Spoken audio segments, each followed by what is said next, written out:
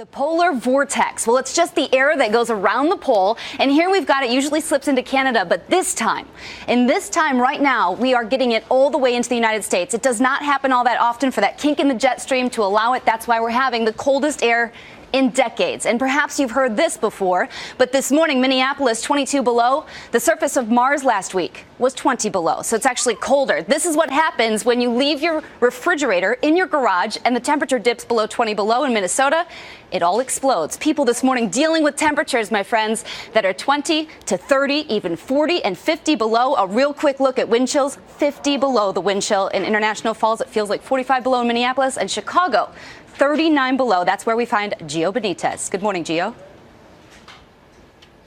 Ginger, good morning to you. That temperature's dropping fast, 10 below zero here in Chicago. You just said it, with that wind chill, 39 below zero. And these are temperatures we haven't seen here in decades. Dangerous and life-threatening. Air so cold, frostbite can attack in as little as 5 minutes. The wind chill in Minneapolis hitting a breathtaking negative 60 degrees. Lake Michigan frozen solid. Icebreakers there are being called in to clear the way for freighters. In Bloomington, Minnesota, my window froze up on the inside, so I had to scrape it off so I could see to drive home. Fire crews in Omaha, Nebraska, just praying their uniforms won't turn to ice. Once they get wet and that begins to freeze, it becomes a problem. Where it's not the cold, it's the relentless snow. Overnight, St. Louis slammed with the most snow they've seen on this day in more than 30 years.